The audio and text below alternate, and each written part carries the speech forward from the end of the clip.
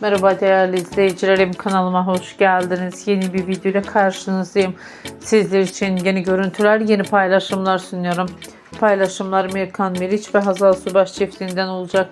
Birbirine yakışan çiftlerin güzel görüntülerini, güzel paylaşımlarını umarım sizler de beğenirsiniz. Sizlerden tek dileğim kanalıma abone olup like atmayı unutmayın. Hoşça kalın, sağlıcakla kalın arkadaşlar.